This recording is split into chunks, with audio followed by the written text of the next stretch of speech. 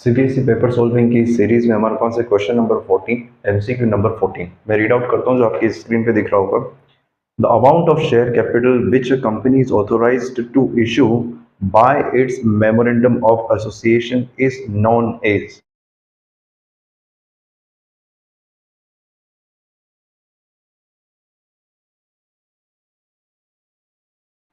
सबसे पहले हम चारों का मतलब समझ लेते हैं। नॉमिनल कैपिटल क्या होता है? नॉमिनल कैपिटल जैसा कि आपने पढ़ा होगा कि होती है कंपनी की ऑथोराइज्ड कैपिटल, उसी को हम नॉमिनल कैपिटल बोलते हैं। तो इसके आगे मैं ब्रैकेट पे लिख लेता हूँ ऑथोराइज्ड कैपिटल। इसके अलावा दूसरा अपने पास इशूड कैपिटल, रिजर्व कैपिटल और सब्सक्राइब कैपिटल। नॉमिनल कैपिटल वो ऑथोराइज कैपिटल है जो कंपनी अपने लाइफ टाइम में इशू कर सकती है, बट कंपनी वो कैपिटल को धीरे धीरे इशू करेगी।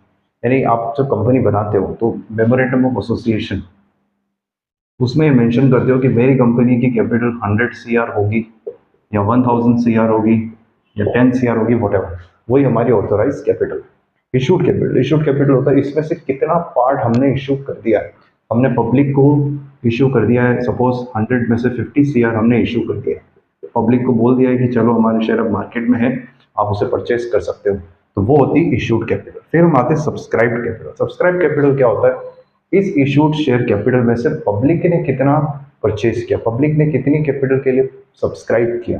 तो जो सेबी के रूल के अकॉर्डिंग अगर आपने पढ़ा होगा तो वो मिनिमम 90% होना चाहिए। तो जैसे सपोज करते हैं 90% हो गया तो 45 सीआर सब्सक्राइब हो गया, तो ये हो गई ऑथोराइज कैपिटल। ये हो गया उसका पार्ट जो हमने इशू किया है, ये हो गया उसका पार्ट जो सब्सक्राइब हुआ है। रिजर्व कैपिटल क्या होता है? रिजर्व कैपिटल ये वो कैपिटल होती है जो अनकॉल्ड कैपिटल का पार्ट, यानी कंपनी ने अभी तक पैसा मांगा नहीं, पैसा अभी तक डिमांड नहीं किया है शेयर होल्डर से। कब करेगी कंपनी? जब कोई इमरजेंसी होगी या जब कंपनी वाइंड अप हो रही होगी तब वो पैसा डिमांड करेगी अपने डेट को पेमेंट करने के लिए लास्ट में, उसको बोलते हैं रिजर्व कैपिटल। उसको हमने रिजर्व रखा हुआ है। सपोज करते हैं 45 सीआर में से 5 करोड़ हमने रिजर्व रखा हुआ है, वो हम पब्लिक से अभी नहीं लेंगे, हम बाद में लेंगे, उसको बोलते हैं रिजर्व कैपिटल।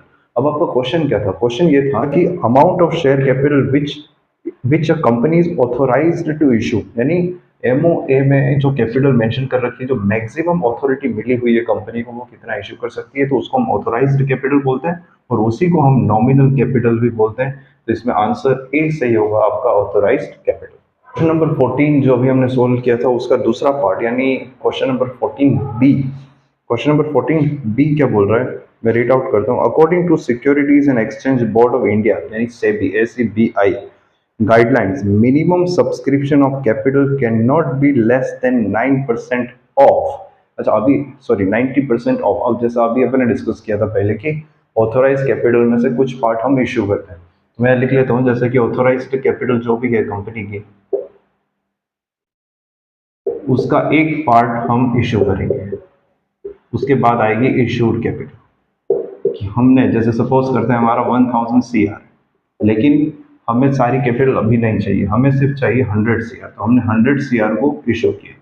अब सेबी क्या बोलता है? सेबी बोलता है कि इस इशूड कैपिटल में से 90% जो है वो आपका सब्सक्राइब होना चाहिए, 90% सब्सक्राइब होना चाहिए, यानी कम से कम आपको 90 सीआर का सब्सक्रिप्शन मिलना चाहिए। तो वो 90% किसका होता है? वो 90% होता है इशूड कैपिटल का।